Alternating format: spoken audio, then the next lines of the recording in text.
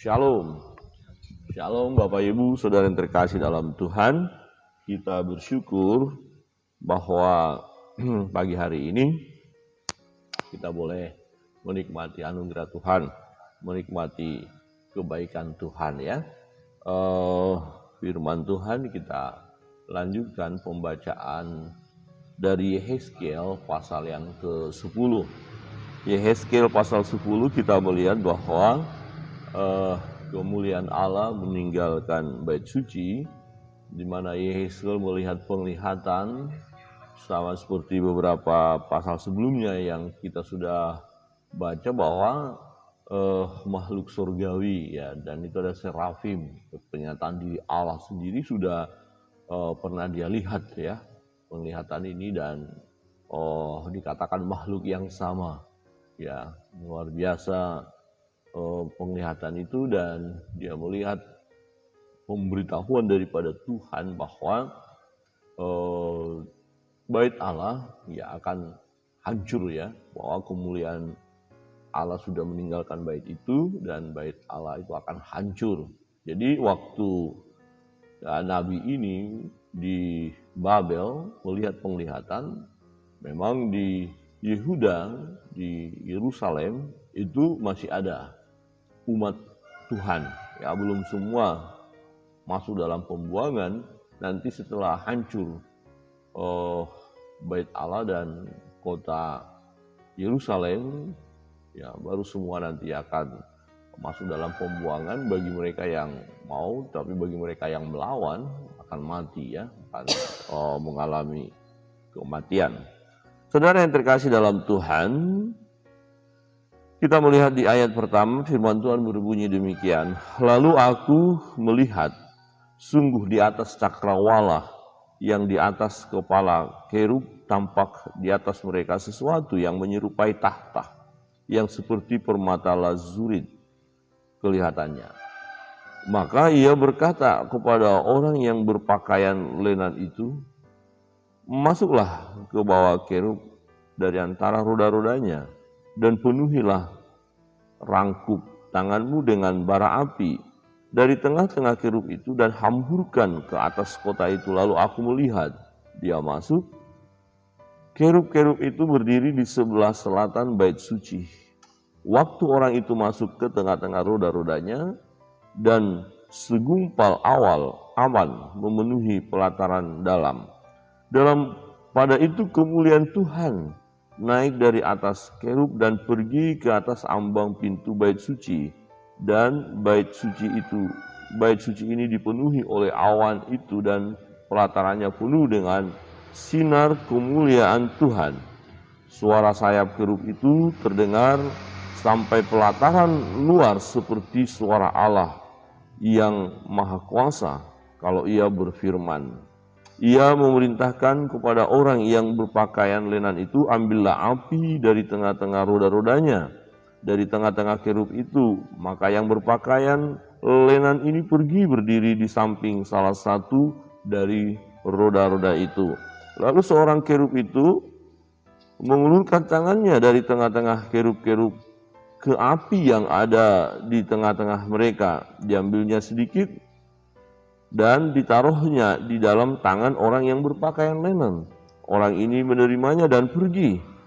Pada kerub-kerub itu tampak yang menyerupai tangan manusia di bawah sayap mereka.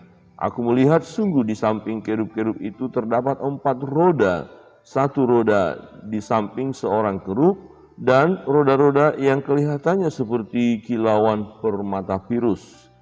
Kelihatannya keempatnya adalah serupa, seolah-olah roda yang satu di tengah-tengah yang lain. Kalau mereka berjalan, mereka dapat menuju ke 4 jurusan tanpa berbalik kalau berjalan, karena tempat mana yang dituju oleh yang di muka, kesitulah pergi yang lain-lain tanpa berbalik, lalu berjalan. Seluruh badan mereka, punggungnya, tangannya, sayapnya, dan roda-rodanya penuh dengan mata sekelilingnya. Ya, roda-roda mereka berempat juga. Aku dengar bahwa roda-rodanya disebut puting beliung. Masing-masing mempunyai 4 muka. Muka yang pertama ialah muka kerub, yang kedua ialah muka manusia, yang ketiga ialah muka singa, dan yang keempat ialah muka Raja Wali. Kerub-kerub itu naik ke atas. Itulah makhluk-makhluk hidup yang dahulu kulihat di tepi sungai Kebar. Kalau kerub-kerub itu berjalan, roda-roda itu juga berjalan di samping mereka. Kalau kerub-kerub itu mengangkat sayapnya untuk terbang dari tanah, roda-roda itu tidak bergerak dari samping mereka. Kalau kerub-kerub itu berhenti, roda-roda itu berhenti. Kalau kerub-kerub itu naik ke atas, roda-roda itu sama-sama naik dengan mereka. Sebab roh makhluk-makhluk hidup itu ialah di dalam roda-roda itu. Di ayat 18, lalu kemuliaan Tuhan pergi dari ambang pintu bait suci dan hinggap di atas kerub-kerub. Dan kerub-kerub itu mengangkat sayap mereka, dan waktu mereka pergi aku lihat mereka naik dari tanah dan roda-rodanya bersama-sama dengan mereka. Lalu mereka berhenti dekat pintu gerbang rumah Tuhan yang di sebelah timur. Sedang kemuliaan Allah Israel berada di atas mereka.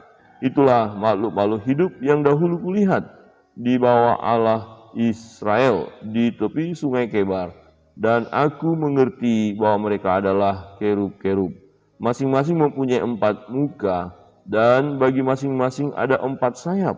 Dan di bawah sayap mereka ada yang berbentuk tangan manusia. Kelihatannya muka mereka adalah serupa dengan muka yang kulihat di tepi sungai Kebar. Masing-masing berjalan lurus ke mukanya. Nah ini Yehezkiel melihat lagi makhluk-makhluk itu ya, yang melambangkan kemuliaan Allah, ya kuasa Allah. Dan kalau kita lihat tadi roda-roda yang menunjuk di situ ada rohnya, ada mata, ya berarti Allah maha mengetahui karena dia maha melihat, ya Allah berkuasa atas segalanya. Nah yang menarik adalah bahwa kemuliaan Allah dikatakan, lalu kemuliaan Tuhan pergi dari ambang pintu bait suci. Waktu kita lihat pembangunan bait Allah, ya luar biasa waktu ibadah mereka, ya kemuliaan Allah turun, yang ada asap penuh dengan kemuliaan Allah, luar biasa. Sejak itu kita lihat bait Allah ya dipenuhi kemuliaan Allah, dan tempat itu tempat yang sungguh kudus. Oleh sebab itu orang yang akan beribadah ke bait Allah yang harus menguduskan diri. Jika tidak, mereka akan mati, karena tidak bisa yang kudus ya bersatu dengan yang tidak kudus. Dan umat harus menguduskan diri untuk masuk ke bait Allah. Karena apa? Karena bait Allah itu kudus. Tetapi sejak penglihatan dari Nabi Yehezkiel, sejak kemuliaan Allah ya meninggalkan bait itu, maka bait itu tidak ada artinya lagi.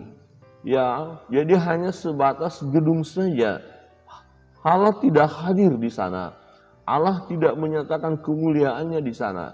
Nah, persoalannya mengapa Allah meninggalkan ya bait itu? Mengapa kemuliaan Allah ya meninggalkan bait itu? Jelas karena memang umat berdosa. Umat melakukan perbuatan-perbuatan yang jahat dan mereka tidak mau bertobat. Ya, sekalipun mereka datang beribadah kepada bait suci itu, ke bait Allah, karena Allah sudah meninggalkan kemuliaannya, tidak lagi berada di tempat kudus itu, maka tempat itu hanya menjadi tempat yang sia-sia. Bisa saja mereka berkumpul, bisa saja datang, tapi tidak akan mendapatkan sesuatu. Saudara yang terkasih dalam Tuhan, kita melihat ini sesuatu tragedi ya tragedi bahwa Tuhan meninggalkan baitnya. Jadi tidak ada lagi kekudusan di bait itu. Tragedinya adalah di mana umat Tuhan, ya umat Tuhan ternyata ya akan mendapatkan disiplin, akan mendapatkan hukuman karena kedegilan hati mereka, karena kekerasan hati mereka, ketegaran hati mereka. Nah, apalah artinya ya kalau kita lihat sekarang, kita memiliki gedung ya tempat ibadah, gedung gereja yang mewah atau mungkin super mewah. Wow, luar biasa. Ya, sangat nyaman secara manusia. Perlengkapannya luar biasa.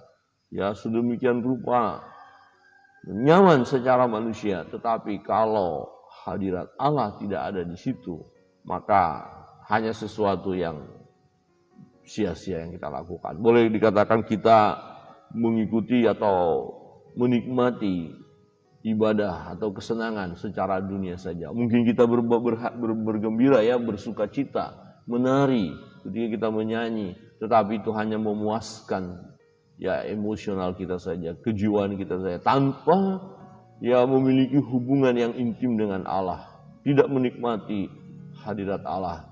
Ya, jika kemuliaan Allah telah meninggalkan tempat itu. Nah, ini menjadi sesuatu yang penting bagi kita, Bapak Ibu Saudara yang terkasih di dalam Tuhan. Sebagai anak-anak Tuhan saat ini, mari kita memandang ya bahwa bait Allah, tempat kita beribadah itu adalah kudus. Ya, tempat di mana kita beribadah kepada Allah, tempat itu kudus. Karena apa? Karena kemuliaan Allah ada di sana. Nah, kemuliaan Allah ada di sana manakala kita umatnya melakukan hal yang benar, melakukan perbuatan yang sesuai dengan firman-Nya, kita mengikuti kehendak-Nya. Jadi jangan bangga kita memiliki gedung yang hebat luar biasa. Kalau kita membangun itu dengan cara yang tidak kudus, dengan cara yang tidak mulia, tidak sesuai dengan firman Allah, maka gedung yang besar, yang indah, yang luar biasa hanyalah gedung biasa tanpa hadirat Allah. Ya, untuk apa hal seperti itu? Nah, namun sebaliknya, jika kita mungkin katakan tidak terlalu mewah, ya tidak terlalu besar, tetapi kita hidup benar, berkenan kepada Allah, kudus, sesuai dengan firman, dan ketika kita beribadah di tempat tersebut, hadirat Allah ada, nyata. Karena di tempat di mana bait Allah itu berada, di tempat itu adalah tempat yang kudus, dan hendaklah orang-orang yang datang ke sana ya menyembah, memuji, memuliakan Dia di dalam kekudusan. Bapak Ibu Saudara yang terkasih dalam Tuhan, dulu bait Allah itu memang kebanggaan mereka. Luar biasa, mereka senang. Bait Allah yang dibangun oleh Salomo, ya ini menjadi lambang kemegahan mereka waktu itu. Kebanggaan mereka karena Allah nyata di tempat itu. Ketika mereka beribadah, mereka mendapatkan sesuatu yang menguatkan mereka, menghibur mereka, memberkati mereka. Bahkan mujizat demi mujizat pun terjadi dalam hidup mereka. Mereka dilayakkan di hadapan Allah. Tetapi kemudian mereka berbalik dari jalan yang benar. Mereka mengeraskan hati. Mereka melakukan dosa dan kejahatan yang luar biasa. Seperti kemarin firman Tuhan katakan, sungguh luar biasa. Kamu akan melihat bagaimana kejahatan ini lagi, kejahatan ini, kejahatan ini, kejahatan. Jadi cukup beralasan mengapa Tuhan meninggalkan bait-Nya yang kudus itu. Tidak ada lagi kemuliaan di bait Allah itu. Karena tidak ada kemuliaan di bait Allah itu, kemuliaan Allah, maka bait Allah itu pun hancur. Kita tahu bahwa ya pasukan Babel kemudian datang menyerang orang Yehuda dan kota Yerusalem dihancurkan, bait Allah dihancurkan. Karena kemuliaan Allah telah meninggalkan bait Allah. Satu pelajaran yang penting bagi kita sebagai anak-anak Tuhan saat ini. Ya, bait Allah itu tubuh kita. Yesus pernah berkata, tubuhmu adalah tempat berdiamnya Roh Allah, Roh Kudus. Tubuhmu adalah bait Allah. Nah, menjadi pertanyaan bagi kita, adakah kemuliaan Allah di dalam hidup kita? Ya, adakah perbuatan kita sesuai dengan firman Allah? Jika perbuatan-perbuatan kita tidak sesuai dengan firman Allah, tidak mentaati firman, tidak mau dengar suara Tuhan, perbuatan kita jahat, bagaimana mungkin tubuh kita yang adalah bait Allah ini berkata bahwa ada kemuliaan Allah di dalam diriku? Tidak mungkin. Ya, kemuliaan Allah ada di dalam diri kita. Dapat kita lihat dari kehidupan kita. Jadi ada tindakan praktis yang kita buat tiap-tiap hari yang mencerminkan bahwa kemuliaan Allah ada di dalam hidup kita. Dengan kata lain, Allah berdiam di dalam diri kita. Dia yang kudus, Dia yang mulia. Tentu dalam perjalanan hidup kita, kita tampilkan hidup yang kudus, ya, yang mulia. Saudara yang terkasih dalam Tuhan, menjadi satu peringatan bagi kita, jangan sampai kemuliaan Allah meninggalkan baitnya, jangan sampai kemuliaan Allah meninggalkan hidup kita. Ya, jangan sampai hal itu terjadi. Kita harus terus melakukan firman Tuhan, hidup dalam kebenaran. Nah, jika kemuliaan Allah ada di dalam hidup kita, Allah bersama dengan kita, kuasanya nyata, maka dalam perjalanan hidup ini kita penuh dengan kebahagiaan dan hidup kita jadi berkat.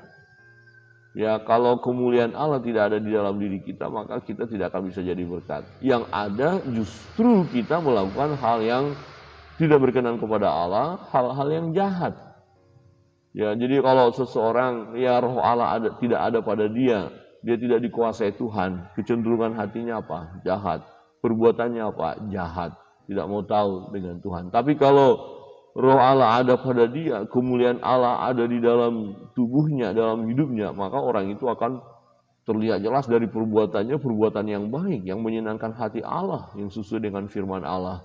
Nah, ini yang harus kita lakukan. Percayalah, orang yang percaya kepada Yesus, yang sudah menerima Yesus sebagai Tuhan dan Juru Selamatnya secara pribadi, Roh Kudus berdiam di dalamnya.